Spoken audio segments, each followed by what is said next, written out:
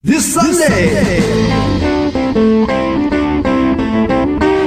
Every Sunday. Side by side at the microphone, from the green light to the speed trap, Chris Switzer and Ray Garino calls them as they sees them, and you better believe them. Here! Relevant news, biased opinions, and outright bullshit regarding every aspect of automotive culture. Gas, mechanical trickery never before revealed over FCC-regulated airwaves. Thrill to the explosive tension as Chris and Ray cuss each other down the track and barrel roll across the finish line, laughing at certain disaster as they shake hands with the devil. All that and much more this Sunday at high noon on the Motormouth Radio Hour. Call in and speak live with the Wizards of Speed and live feed, Chris Switzer and Ray Garino. Bring the whole family. Kids under 12 get in free. Every Sunday at noon on WHPC. Take the Long Island Expressway to the Meadowbrook Parkway and look for the sign saying no parking on the expressway and no express service on the parkway. Go right on Highway 24 to Garden City. $2 all-day parking includes pit pass. Sunday!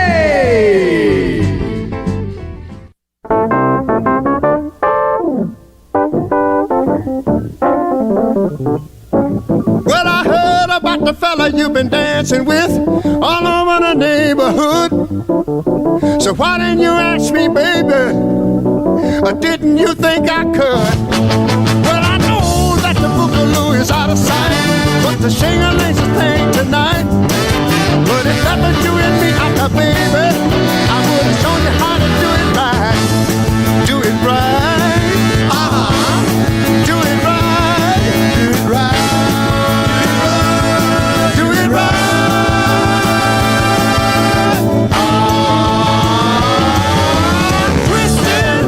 Shake it, shake it, shake it, shake it, baby. Yes, Chris is shaking over there in Connecticut. How are you, Chris? Oh, yeah. Yeah. Oh, yeah. I'm having a good time right here at Nutmeg Central. You have tuned into not the Sunday dance party, but you've tuned into Motormouth Radio, Long Island's only automotive talk show and Soul Shake Jamboree here on the on Long Island with your hosts Ray Guarino and Chris Switzer. We're having a ball. Well, we're going to have a ball, aren't we? Yes, we're shaking our souls. Promise me. Say, Chris, Ray, we're going to have a ball. Oh, yeah. I'm trying to light up text-free right here. Oh, boy. Wow. Okay. Yeah, Nice. of course. And of course, it's a project. It's not easy. Well, everything is in our lives. That's right. Yeah, That's right. for sure. So we're gonna have an interesting show today. We are scheduled to have our good friend and guest Carl Anthony from Automoblog.net on the show. And good to be speaking with Carl once again. Yeah, it's been too long. Yeah. He'll think that he'll think that he stunk the last time he was on, and that we had to wait all this time to get him back in again, because he always has a guilt complex. Yeah, it's like, oh, I didn't do well. Meanwhile, Carl Anthony is the only one that maintains an integrity on the show. Pretty much, he's the only one that provides accurate knowledge, and it all comes from Automoblog.net, which I still pronounce Automoblog. I know you do. Yeah. So listen, you can get a hold of us. Yes. You can get a hold of us at 516-572-7440 if you want to talk to us before Carl comes on, or if you want to wait and then talk to someone real intelligent about cars, wait till after Carl comes on, and then you can call and talk to him and ignore us. So, people like to do that. Too. It is. So, which is totally fine too. Yeah. So I have an issue with the Mitsubishi. Oh, okay. With my Mitsubishi Galant that I received back from the family. The Green Wonder. Yes. Wonder why I got it. That's what I'm wondering. I have found that I was actually able to turn a code with one swift move. I was trying to chase a P301 code. P0301. Right, random misfire. You have to pull the plenum off the top of the motor in order to access that first plug. So I figured I had the top of the motor off. I took all the plugs out and replaced them. Now I have a P0300 code. Oh, good. I went from a P0301, which was focusing on the number one cylinder, to a P0300, which is now a random, so it could be all cylinders. So that's what I'm chasing right now. Right. In the garage here at Connecticut Central. So you know what? Let's chase this random code on this phone and say, hi, caller, you're on with the Motor Mouths. Hey, Ray. Hey, Chris. How are you? What's up, John? Yeah, hey, John. Nobody's out in their convertible today. No, I don't think so. Yeah, unless you want to bail it out with a bucket. Yeah, your weather forecast by tenfold. Wow. Yeah, I believe it. I believe it. How you doing, John? Are you bailing out any convertibles with a bucket? What are you doing? No, I'm just fixing stuff that keeps breaking on me. I've had like 3 weeks of, if it could break, it did. Wow. You and I have been living the same dream, I can tell you that. I've been fixing everything. Yeah. Yeah, it is what it is. But, yeah, you know, I got to blame engineers for poor designs on many things. Are we talking big four-wheel things or small? The old lawn tractor. And, you know, I do that as a hobby repair business for friends, family. Oh, my God, my own tractor, gave up the ghost. Really? I was trying to take my grandson for a ride on it. He likes to steer it. He's, going to be 3 in the fall. But, oh, wow. Yeah, he gets out and couldn't get the thing started. And, I knew what the problem was, unfortunately, right at the start of the issue. Okay. Oh, so you were aware of the issue. You just were ignoring it until it failed. You know, it's not even that. It's just like a real weakness. If you ever look it up, Briggs & Stratton, I don't know if I'm allowed to say that on the air. Sure. It's not a curse word. You're okay. They make nice products, but they got like a real poor design flaw. They have a compression release on the cam. Yeah. Uh-huh. And the thing disintegrates. It just goes no good. I didn't have that many hours on the engine. I put it on brand new on my own machine, and it just went. Okay. Wait, John. What did it do again? No, I'm trying to do the Chris sound effects. All right. There you go. So the compression release, for people that don't know, actually is usually it's a mechanical device. You can push it to relieve compression in the engine so you can facilitate easier starting. Right. Yes. In a nutshell, they have it on chainsaws. Steel, I know, has a compression release just to make it easy to pull start it. Right. Okay. But a tractor engine's electric start. So it's a centrifugal weight on the cam. Right. With a spring on it. So after, when it's not running, it's got a detent that opens the intake valve up to just give you some release of compression. Right. Once it starts to get up to a certain RPM, and I don't know what that is, I'd have to look it up, it closes down. Mm-hmm. So it's pretty much just for starting purposes. But, I fixed I don't know how many of them. And I was like, I can't believe mine went that quickly. But there was another guy that's on his third. When I looked up on YouTube and just go through the procedure.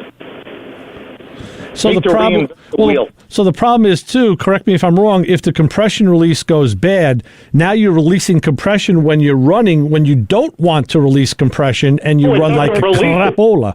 It doesn't release it. It almost looks like a bad starter. It locks up on the compression stroke. Oh, okay. Oh, wow. Got it.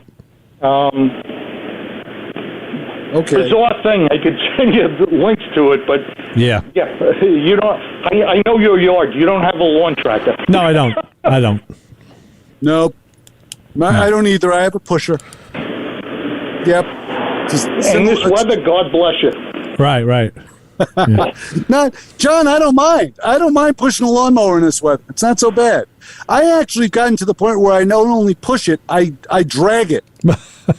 So I push it down to the road, and then I don't turn around. I just grab the handle and pull it back up. Oh, geez. So I drag it. Wow. And then I get to where, like, I get to the top. Excuse me. Get to the top, and then I push it again. Get to the road, pull it. Wow. All right, everybody's got their technique. Yeah, you should have one of those old Scott's reel mowers. Yeah. That'd be nice. Funny. I gotcha. Well, hope nobody drove to work today topless. No, I don't think so. That would be a bad mistake, I think. Yeah. Yeah, you would have needed a bucket. Right, exactly, or an umbrella. Oh, yeah. Totally. All right, John, well, thanks for the info, and keep us up on any new updates. Just figured I'd give you guys a shout. All right. Always trying to fill a little bit in. I'll wait to hear the rest of the show. You got it. Guys, have a great day. Be safe on the way home, and I promise not to follow you. All right, thanks, John. Thanks, John. All right, and you know what? We're gonna turn and burn and go right back. We're gonna go right back to the phones and say hi. You're on with the Motor Mouths. Hi. Hey, Pat. How are you, Pat? Hey. I need a 4-speed. You came to the right place. You need a 4-speed where, Pat? And I know where.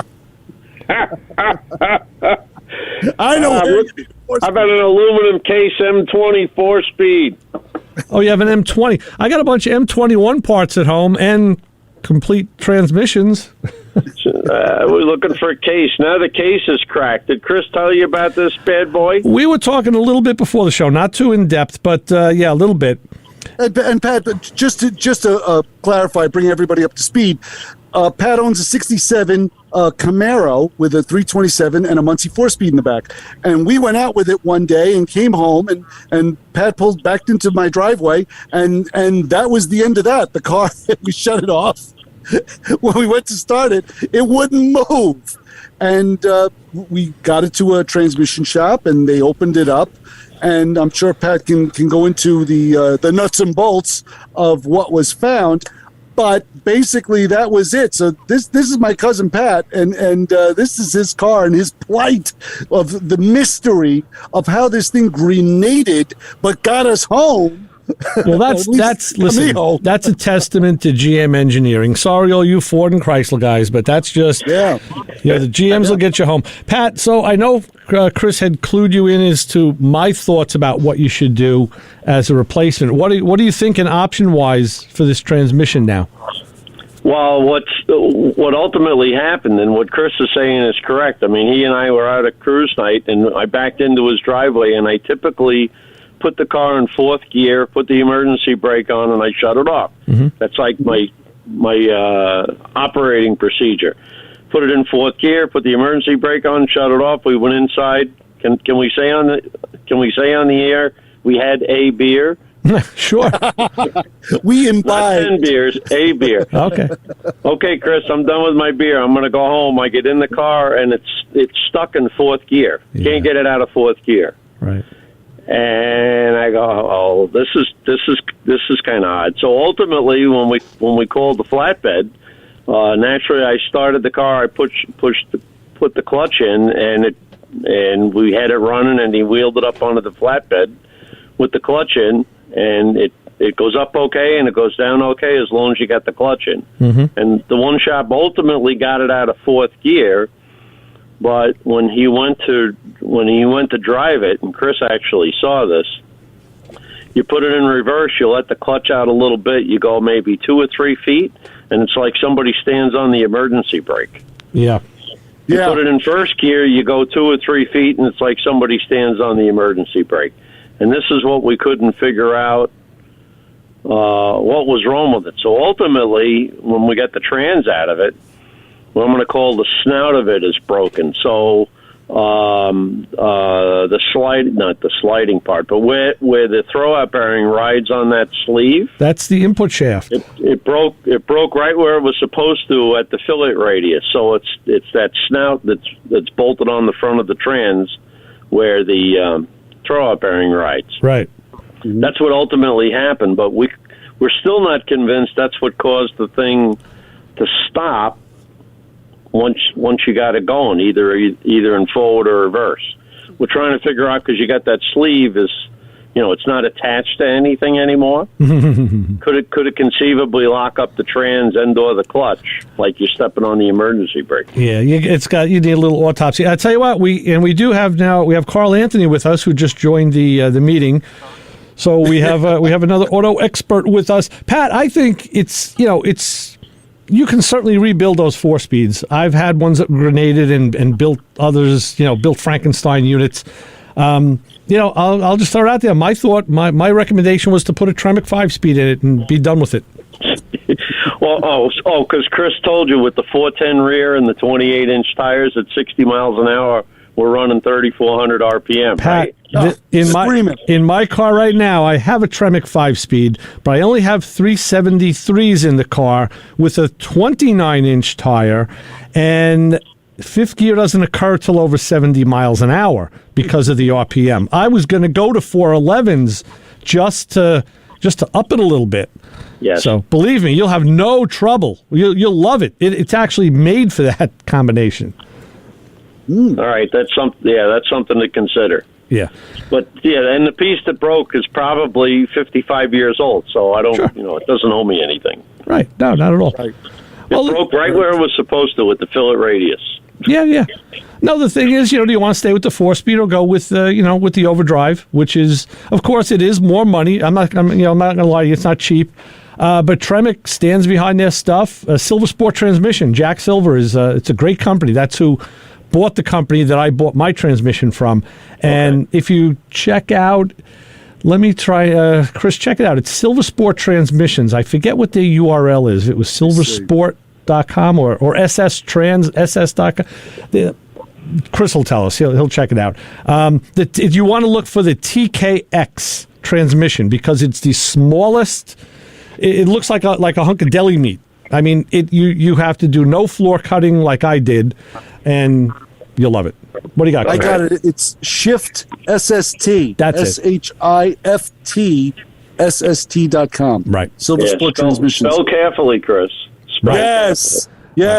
That's why I are a broadcaster. Right. SHIFT. Right. Don't start singing Shaving Cream. No. Shaving cream. Be nice and clean. All right. So, Carl, what do you think about this? What do you think about an original car with a 4-speed that grenaded? This is the chance. What do you say? Do you say keep it original or go a little more on the modern side? It's a great question. In this case, I am going to say I'm going to say keep it original if you can, but Tremec is a great choice. I mean, from the factory, that's what the modern muscle cars have. In terms of just like if you go with a manual transmission in a Charger or Challenger, it's a Tremec straight out of the factory. So, whatever that tells you is that even the brand new ones are running that. I think sometimes it depends on your end application, right? Because I've seen Frankenstein hot rods and rat rods and stuff. I was just at a car show downtown Allen Park, the annual Allen Park downtown car show that happens every year, and there's a group of guys there that have, they've got Ford hot rods, but they got Chevy 350 engines in them because they like the mid-range torque better. And then there's other ones that are completely as if they just rolled off the assembly line, right over in Dearborn, right? So I think sometimes it depends on ultimately what you're going for, if you want to modernize it and combine parts and things like that, or if you want to try to stick to what was on the original window sticker. Sometimes it just depends on your intent.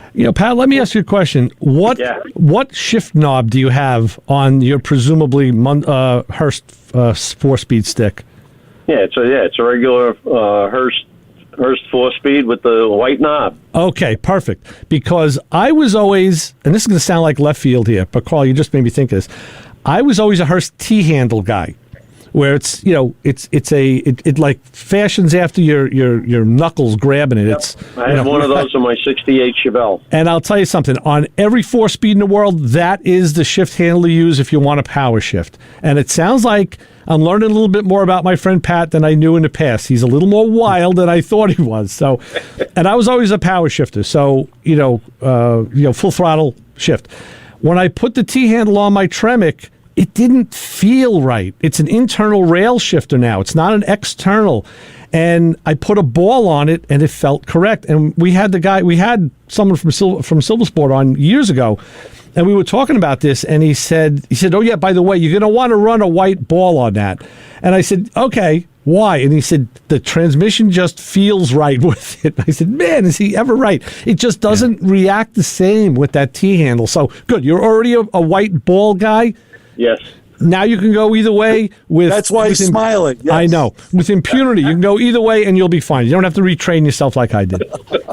And this might seem like really cliche advice. And, you know, again, at the beginning of July here, the Allen Park Downtown Development Authority, they put on this wonderful car show here in Michigan. Allen Park, south of Detroit, downriver, covers Main Street. It goes for an entire night. And when you talk to some of the guys there, that have many of them who are former Ford and GM employees and have worked off the line and bought some of these cars off the line and then just have had them all these years, is a lot of them say, you know, when it comes to, you know, restoration and displaying and however you modify them or whatever you do to them, you just got to do what makes you happy, because at the end of the day, it's your car.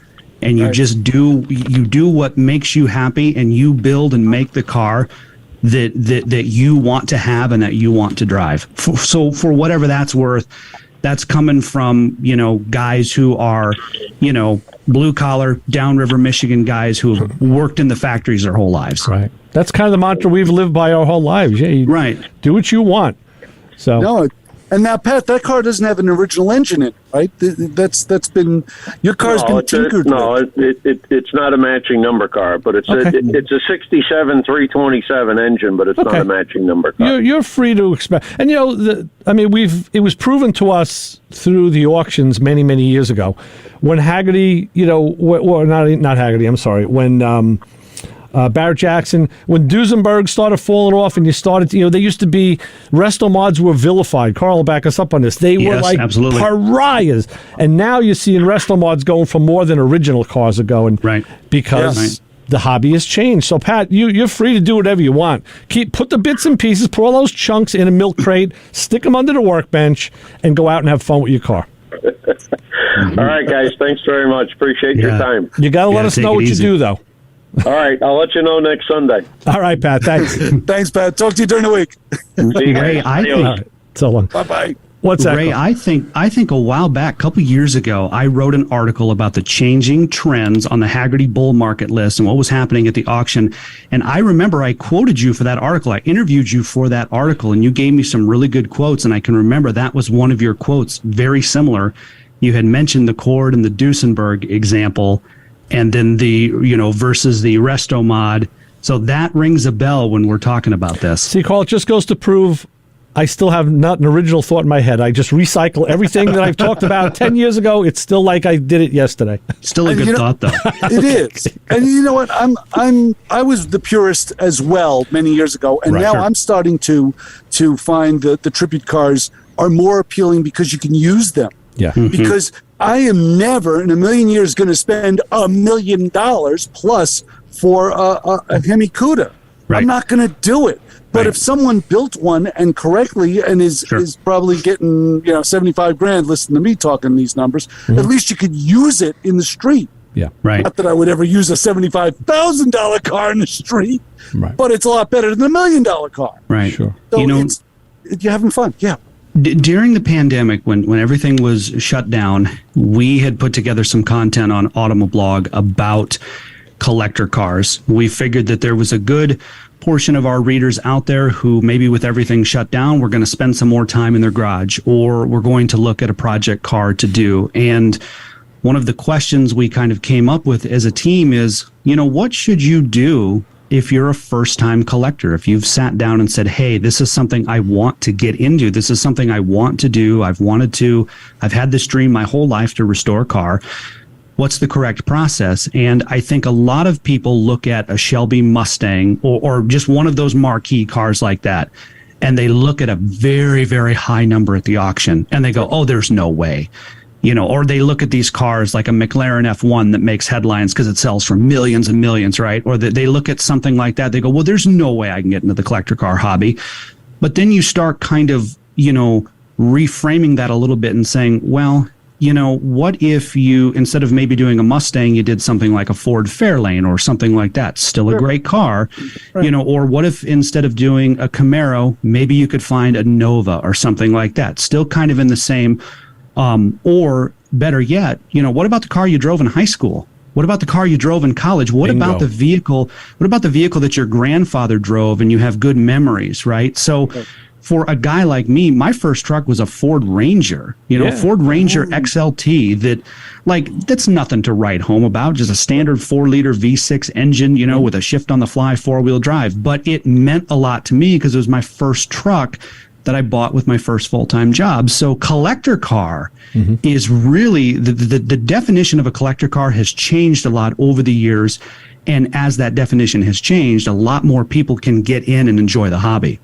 Right. And you'll probably, with that Ranger, be the only one at Cars and Coffee, that's for sure. Because That's just it. And now the thing is, try and find a really clean one. You know, when you see one, you go, whoa. You look at it and you say, wow, I remember these, you know, but a lot of them just got eaten away by the ravages of time and whatnot. So, yeah. Sure. No, or buy a wagon or buy a sedan.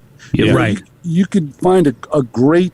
You don't have to buy a '68 Dodge Super Bee for $75,000 when you can get a Coronet 4-door for like $6,000. Right, and enjoy the heck out of it. That car show I mentioned here that was just less than a month ago, Allen Park Downtown Development Authority. So we go every year for fun. It's such a great night, and you know, there are the usual players there. You see all the American iron and you see all of the American muscle. And that show has probably 4 or 5 Buick Grand Nationals just on Main Street. So there's, so cars like that are rare. But one of the attendees this year had a stock 1995 Ford Bronco with the window sticker in it. And the only modification he had was just some side steps that he had put in over the years, but the interior was mint, all of the original equipment, all the original stuff inside. And that Bronco, that black 1995 Ford Bronco, there were more people taking pictures of that than almost any other car on that stretch of Main Street. And I'm talking that Bronco is lined up with Grand Nationals and, Mustangs and Camaros and all kinds of Corvettes, Pontiac Firebirds, you name it. And this 1995 Ford Bronco is like I said, people are standing around it, taking pictures of it, because when is the last time you saw a fully brand new 95 Ford Bronco, True. Our friend Vince is just sent a message and said that people should be careful when they find cars like that are different. Case in point, he said like a Mercury Cyclone. He said even though they're nice cars, people like them, he said they're a lot harder to restore. And I know this is true because I have a friend that had a Ford Caliente that was, and it was, the car was the same as like a Fairlane or a Comet, but when it came down to trim pieces, unobtainium, and the same thing like maybe with, so you may end up with a car you really like and find out you can't finish a restoration because you can't find some stuff. So I'm living that dream right now with the Chrysler. Okay, good case in point. Yeah, a lot of soft stuff is not available, or if it is available, it is huge amounts of money in reproduction form. Right, and a lot of the stuff is not even reproducible. Like just for example, the Chrysler interior that belongs in that car has these little metal squares that sit. They're chrome squares, and there's 4 of them on the back, 4 of them on the seat of both buckets, and you can get the material in reproduction form, but not those small little squares. So you have to go hunting around for those things. You go digging in the dirt to find those because those aren't available, but they belong with the seat. So you're always getting shot in the foot one way or another. Right. And I guess one of the $1 million questions is when you look at vehicles today that are very well mass produced, and they're mass produced for efficiency. And I think a good example of that is like small to mid-sized crossovers.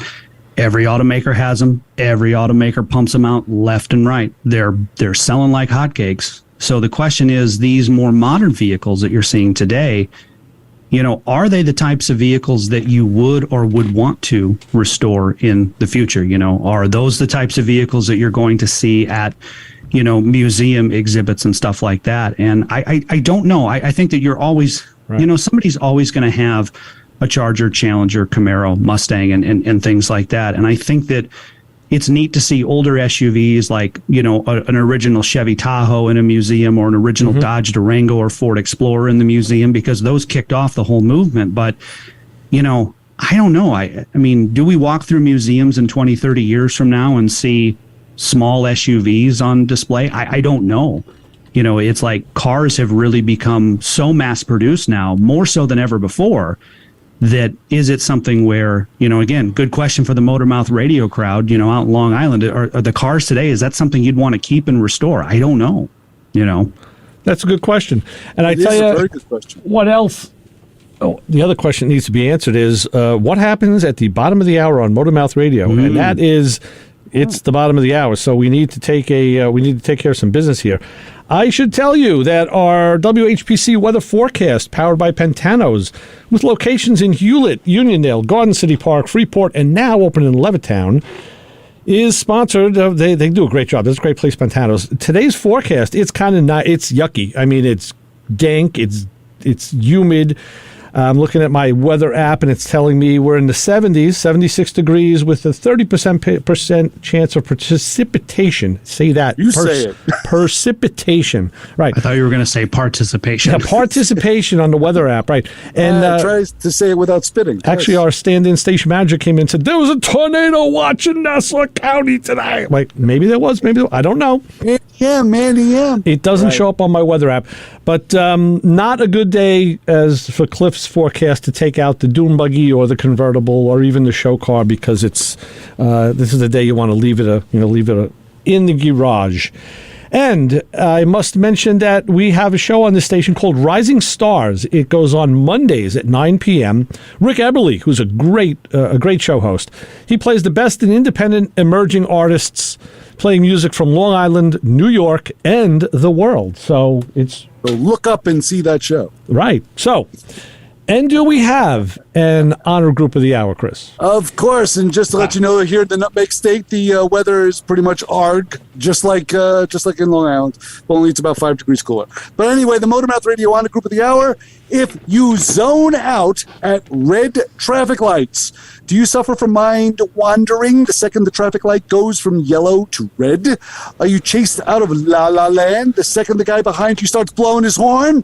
Do you get annoyed as you pull away only to fade out at the next traffic light just to get the horn again from the same guy? Are you tired of your wife reminding you that the light is green? Well, quit staying up late and get some sleep and celebrate the fact that you are part of the Motormouth Radio on Group of the Hour. Huh? There you go. Carl, did you have something to add to that at the bottom of the hour?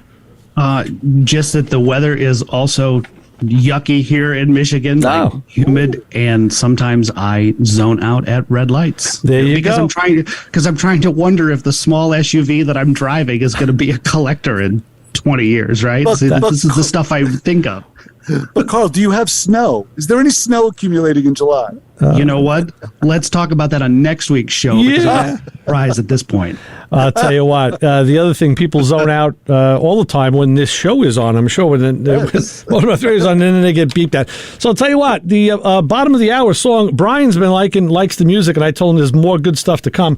Well, this one, Carl, this is in honor of you. I decided to play this song. I don't know why. I just kind of. All right. I don't know if anyway, we'll be back with more Motormouth Radio.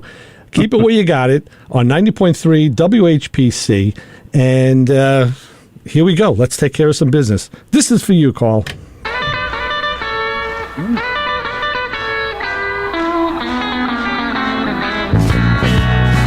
on, baby, don't you wanna go? Come on, baby, don't you wanna go back to that same old place, sweet home, Chicago. My name is Carl Anthony with Automoblog and AutoVision News, and you're listening to Ray and Chris on Motormouth Radio, WHPC 90.3 FM.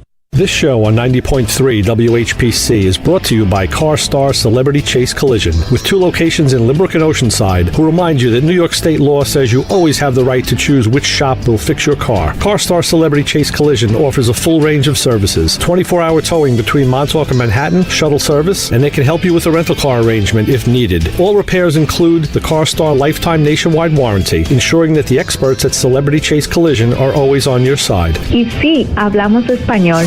More information is available at 516-593-0920 or online at celebritychasecollision.com. You're listening to the Motor Mouth. Hey, Ray and Chris. Did you guys read my mind? Okay, I appreciate you having me on. Wow, you guys finally figured it out. Motor Mouth. This is great. No more foolishness. I miss my cousins. You're a funny guy. I've been waiting for Sunday just to ask you guys this question. Our trained staff of 2 will help. Well, good afternoon, guys. I need a little advice. All right, so you got me to call in. All right. I don't know everything. You know, you guys are mechanics. You guys have a great show. Thank you very much. I come with a tale of woe and a warning for the younger guys. Chris is doing jumping jacks. He's getting ready. Ray is right behind me. Every time I get off the air, I think, Motor Mouth. oh boy, they're never going to ask me back after that one. Yeah, this is a collect call. How are you? Quite frankly, there are better things to do with your time.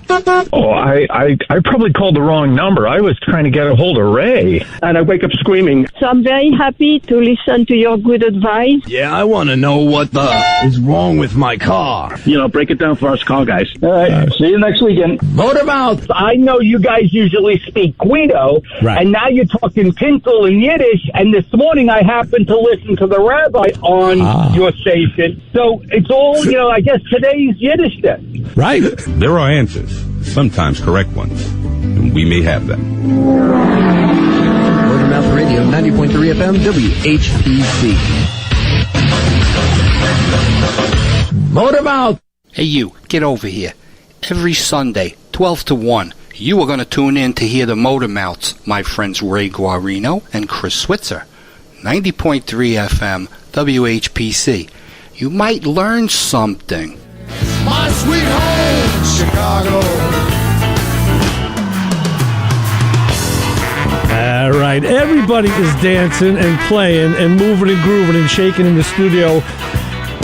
I just had to do it. I said, Love it. It's as close to jazz as we could get right now, Carl. I figured I wanted to do a little jazz for you, but, you know, jazz blues. That's perfect. Robert Johnson, right? Yeah, and nothing better than the Blues Brothers, the old Stax Records crew, you know. So anyway, all right, we're back. You can stop commencing the dancing right now. We'll get back to car stuff on Motor Mouth Radio. So when we last left off, where were we, Carl? You were going to say something. We were discussing how terrible the weather is, and we were trying to figure out what's going to be a collector car in 20 years from now. Right. Jamming to some Robert Johnson, by the way, which I just added to my Spotify list. Also on my Spotify list, I have favorited the Motor Mouth Radio playlist, which I absolutely love. It's great to go back and listen to the archives. Really enjoyed Bob last week of running into, what was it, the Suzuki Sidekick? No, not the Sidekick. What did he run into? Samurai, yeah. Yes. So Bob, if you're listening, I appreciated that, hearing that on my Spotify playlist. Carl, it is hysterical. I'm driving this little gray lump of a vehicle around, and people are literally stepping up to me and going, wow, these things still are on the road. Yeah. Hysterical. I don't know that I share the same enthusiasm. I was kind of like with Ray, when Ray's like, well, yeah, of course he's at a bar, he's drinking, he owns a Suzuki. I chuckled. I don't know that I share the same enthusiasm, but I get it. No, I don't. Believe me. It has got to be the most little mundane vehicle that I've ever seen. It is the greatest car in the world to do small little mundane errands, and that's what I was doing all day long yesterday. Right. I was going back and forth from store to store to store to store, and it was great because I didn't care where I parked it, and it scooted in between traffic. It was one of those type of cars. It's like, okay, yeah, great, whatever. I didn't worry. And I had the car set up where it runs and drives. I almost thought it stalled twice. Right. Sitting at a traffic light, it was running so quietly. I was like, did this thing stop? And I looked down, and it's still idling at like 600 RPM, just sitting there in drive waiting for a light. I'm like, this is one of the quietest little cars I've ever. It's like Suzuki Samurai. I was like, that's a blast from the past. I always confuse the Sidekick was the newer one, wasn't it? There was there was a Sidekick, wasn't there? There was. It is. Okay. It was the newer version. This one is the Chevy Tracker. So they're all the same. Oh yeah, they're all the same. And so it's if it's a Suzuki or what the heck? Yes, there's was there an Isuzu, like a Isuzu Trooper? There or something? could have. The Trooper yes. was bigger. Yeah, the Trooper was bigger. This car fell under numerous amounts of nameplates throughout the world. So yeah, it's everywhere. It's built in Brazil. It's everywhere. Right, and here's the thing: when you favorite the Spotify Motormouth playlist, that's the stuff you get. That's top tier quality content that today's influencers cannot duplicate, friends in Long Island. So yeah, we have to go back in and update that list too, because it's been we haven't updated it for a while. But yeah, there was some good stuff on there. You're right, absolutely, cool stuff. Sure was. I'll tell you, Carl, I'm looking over at Automoblog right now, and you have an article on the Chrysler turbine. Which a great documentary. Oh my gosh, I'm salivating looking at these pictures. I love the car. To me, it's still heartbreaking that they crushed 50 of the 53 that were built. There's only a handful of them left. Jay Leno owns one. There's Stahl's Automotive Collection in Chesterfield, Michigan, not far from Detroit, where I'm at. They have one. I'll tell you this: the Chrysler turbine car. That documentary is available for free on the Haggerty Drivers Foundation YouTube channel. It came out right before the 4th of July. It's only an hour long, but it is one of the best car documentaries I've ever seen. And here's the thing. So when I've been a car person my whole life. I've loved cars my whole life, ever since I was a kid. Sure. And as you grow up, I'm still a car guy as I grow up, but ultimately, like with Automoblog, it's my full-time job. And so you are in meetings and you're doing strategy and planning and you're doing the business side of it, right? Because you're trying to make a living and you're trying to, it's your full-time job, right? And so you sometimes lose the car thing in that. Because even though it's your work, even though you love cars and you're passionate about them, sometimes your work just gets in the way. Right? And so I took some time off for the 4th of July and I saw this Haggerty documentary was going to be out over 4th of July weekend. And I thought, you know what? I'm going to watch this, and I'm going to watch this with the intent to sort of reignite my passion for cars and to remember why I do what I do. I've been in meetings all week. I've been on Zoom calls all week. I've had my face in Excel spreadsheets all week. I'm going to get back. I'm going to watch this documentary. I'm going to make some coffee and watch this documentary, and I'm going to reignite my passion for cars and driving and remember why I do Automoblog and why I've chosen to make this my full-time living. And guys, I can't tell you that documentary. If you're feeling burnt out by something with cars, whether they're your work or even a project car, like you just feel like I'm not making any progress with it, right? Watch that documentary. It will remind you why we do what we do, why we love cars. Chrysler Turbine Car, Engineering a Revolution. It's available for free on the Haggerty Drivers Foundation YouTube channel. One of the best only an hour long too. It's an awesome documentary. Highly recommend it. Oh, good to know. Yes. Good to know. I totally agree. It was a fascinating time in Chrysler's history, and what they did with it and what ended up happening is just, it's emotional. Yeah. You know how I remember actually emotional? I watched the movie Tucker a couple of weeks ago, just to get back.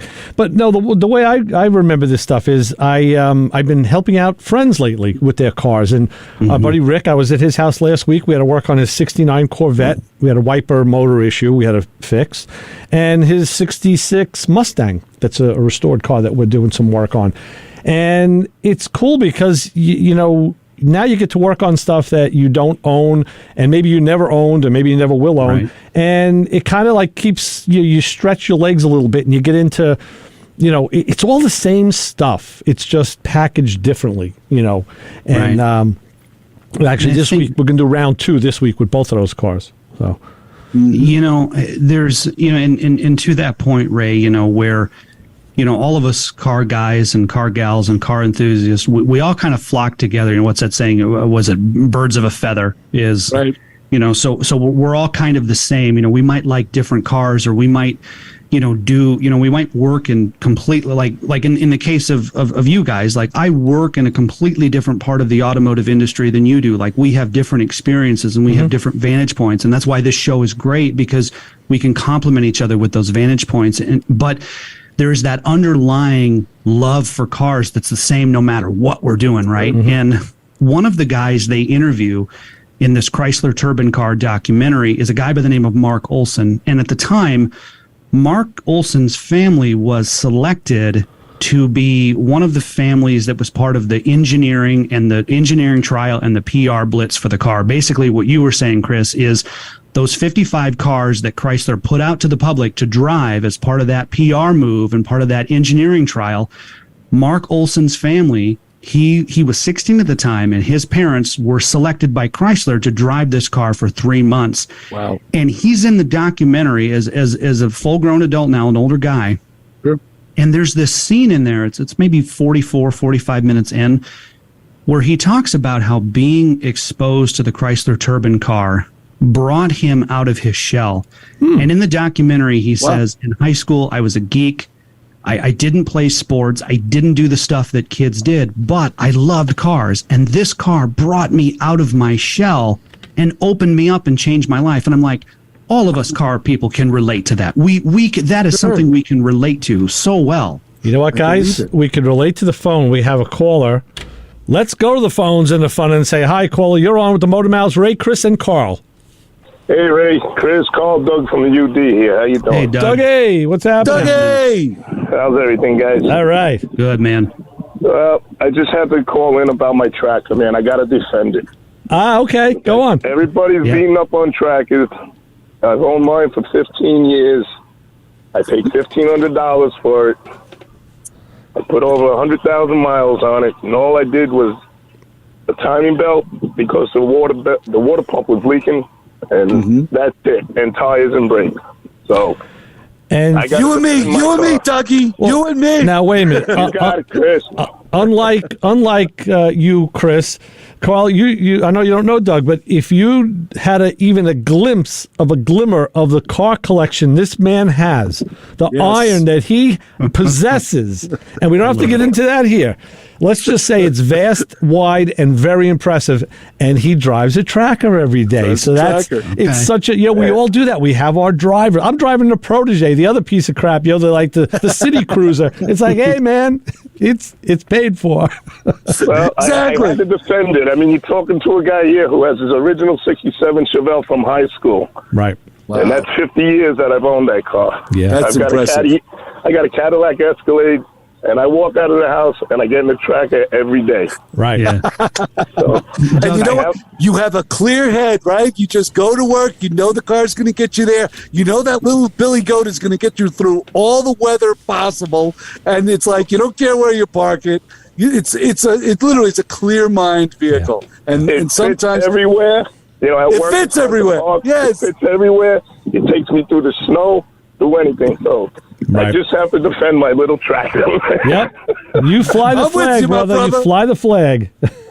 Doug, out of all the cars you have, which one do you enjoy driving the most? Is it the tracker or is it something else? Good question. Well, wait. I guess it's still got to be the Chevelle. Well, I was going to say, I got to jump in here. It's got to be the tracker. It's the only one you drive. Well, let's face it. You're not driving a 67 Chevelle every day to work anymore. I mean, I used to. Right. Yeah. I used to drive it to school. I drove it to work. Right. I raced it every night. Right. But I got other cars. I got 70 El Camino SS, 70 Chevelle SS, 70 Camaro, Corvette, 39 Pontiac, 35 Chevy. I can keep going on and on forever. Yeah. Love it. But every morning, matter of fact, After I'm done with the radio show, I'm jumping to my tracker. Beautiful. That's awesome. You fly that flag, Doug. I love it. I love I'm it. with you, my brother. Thank you, Chris. I got to defend my little tracker, man. Thank you, Doug. I'm in with good company, Dougie. Well, if anybody sees it, it's a little black one. It's probably the last one on the earth, but takes me where I got to go. Right. Very good. All right, let you guys get back to the show. Great show again. Thanks, guys. Thanks, Doug. Have a good one, Doug. Thanks, Dougie. All right. Bye-bye. Thank you for your support. Yes, and he does drive it all the time. You go to UD, the tracker is there. Yeah. Let me tell you, I've been taking my little tracker more and more and leaving the Explorer on the side. I just take because I know I'm going to be doing you're going to go to the supermarket, you're going to go to the cleaners, you're going to go to the liquor store, you're going to go, take the tracker. Who cares? So now I'm not up on my tracker trivia, as it were. So neither am I. When did they make these things? When were these produced? What year is yours, Chris? Well, mine's a 2002, but I remember, and I always tell the story. Please, and sometimes it's ad nauseum. When I remember when trackers were back in the late 80s. Geo. And Suzuki. Yeah. Suzuki basically had the Samurai, and the Samurai was a small little gizmo with a canvas top. And the first time I actually was experiencing one was I was working at a radio station. I was working at Hot 97 at the time. And for promotional, Suzuki gave us two trackers. One of them was a stick car. One of them was an automatic. And one was yellow, one was red. The red one was a stick car. Nobody in the promotion department can drive a stick except me. So that was my car. Literally for the summer of 1992. That was my car. I loved it. Top down, everything. Top down with a 5-speed. This thing was everything to me at all. We used to pilot with people, go trekking all over the place. I put it on the beach once, got chased off the beach by the police. Frisbees, coolers, It was that car. Well, let me ask you this. Why didn't you buy one back then? Well, yeah. Well, radio money, radio money. I was driving an old Cadillac. Yeah, but they were cheap. I mean, they weren't expensive cars. No, they certainly weren't expensive. But yeah, it was one of those things that when you go through an experience and sometimes it just stays with you, that whatever that experience was, it just stays with you. Some experiences just fall off they fall out of your head. But that one just did. It was a car that it was fine for what we needed for it. And it's because you have that story. So again, as far as collector cars, you're like, yes, everybody would want a Dodge Viper or whatever, an Acura NSX or whatever. But for you, that silly little Suzuki, because there's a story. Okay, I'm working in radio, right? And if anybody's ever worked in radio before, it's a tough go. Money's not great. It's a very competitive environment, right? Yes. And so here you are. You're part of this promotion. You get a car, and you're the only one that drives it, just by the virtue that it's a manual, right? So then you're with all your friends, carefree summer kind of thing. Yes, that's the collector car you want, right? No, maybe not as flashy as a Boss Mustang, for crying out loud. I mean, of course, everybody wants a Boss Mustang, and I want a Boss Mustang. But given that, if I had your experience, Chris, I would say, well, if I'm going to get into the collector car hobby, I want to get my Suzuki back. That's the first thing I want to do. Brian says they were made from 89 to 98. Okay. Matco Man Brian, Yes. Okay, cool, thank you, Brian. Thank you, Brian. Yes. Yeah, no, and believe me, the car I have is not a collector car, even though I'm like Ray. I'm possessed to finish it and fix it and not make it any worse than it is. Try and make it better. And Brian reiterated it was under the Geo marquee from 99 to 2004. So the Geo Metro, remember those? Yeah, those little people movers, right? Geo Storm was another one, little car, little Chevy, coupe or whatever. I think Chevy took over that name. I think. Yeah. I know it's because mine's a 2002 and it's not a Geo. Right. It's a Chevy. Right. So I know, but it was a Geo. Then Chevy took over the nameplate because it was a Geo tracker. Then it was a Chevy tracker. Yeah, it's tough to find an oil filter for this car. You got and Suzuki, Geo, Chevrolet. And there was, if memory serves me right, later on in the 2000s, there was the Captiva. There was a Chevy Captiva. Familiar. which was, as I understand it, now don't quote me on this. This is as I understand this. When like Saturn went under and Pontiac, when they went through the bankruptcy, well, Saturn was making the View and Pontiac was making the Torrent, right? And so I guess as I understand it, these parts were repackaged and became the Chevy Captiva. First, I thought Captiva was a sweetener you put in coffee, and Vince is telling me that Geo was a Toyota and GM joint venture. Yeah, and the Venture was a GM. I know that was a Chevy. It was a minivan. It was, and it was also a really great surf rock band back in the '60s. The Ventures were like. And did they ever do lyrics, the Ventures, or were they all instrumental? No, instrumental. That's what they were known for. That's what I thought. Definitely. I just bought 2 Ventures albums down in North Carolina at a record store. They were like in pristine condition, very good stuff. But Carl, you're exactly right. It's the car that sparks your youth should be a car that you should restore, because that's a great foundation for enjoying a vehicle, something that takes you back. And yeah, that's why mid 80s Camaros are worth more in general than mid 80s Corvettes, right? Because everybody in high school had one.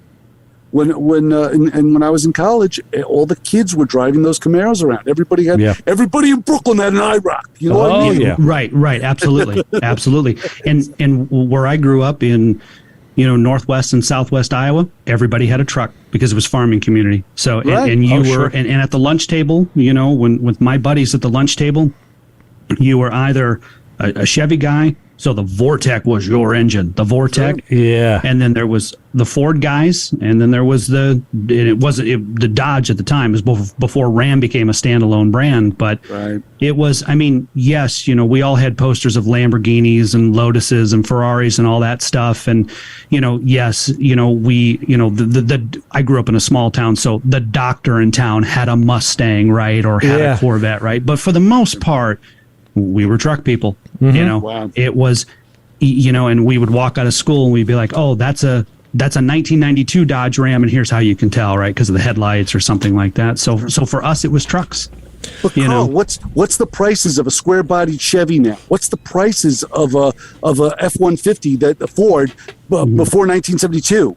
These things are like the prices of pickup trucks now are astronomical when they would never hit numbers. You never saw a $20,000 pickup truck, ever. All right, fellas. The other question he asked is, what's the price if we go over on our hour? Because we're going to be... Yeah, we're going to be in trouble. You're going to get beaten up. Carl and I are safe. Yeah, I'm in another state. So's Chris. This went way too fast. Carl, it's been... I apologize. It's been too long since we had you on. I realized it was... We did a lot of traveling. So we're gonna go out with another really... iconic song. I just have to. There's no two ways about it. We're just going to continue this theme. Okay. So dodge the machine guns and the AK-47s and the AR-15s that may be lurking in storm tunnels around your area right now, and put on your best swagger. Yeah. And we'll all kind of walk off like Reservoir Dogs, maybe. Right? I love it. All right. So. We don't know what's going on next week. Carl, we're going to get you back a lot sooner than we did last time. For Ray Guarino, Chris Switzer, Carl Anthony. Chris, what do we say to the people waiting for me out in the storm tunnel? Don't follow us home and go hug a tracker bike. Just embrace the little car. Hug a tracker. Carl, we'll be talking to you again soon. We're going to get you back on a quick flip rotation, I think, because we have more to talk about. Absolutely. Always a pleasure, Carl. Just text me at the last minute and I'll be here. You got it. All right, fellas, we got to go. We'll talk to you next week. Motormouth Radio, WHPC 90.3, out, over and out. See you next week. See ya. Bye. Bye.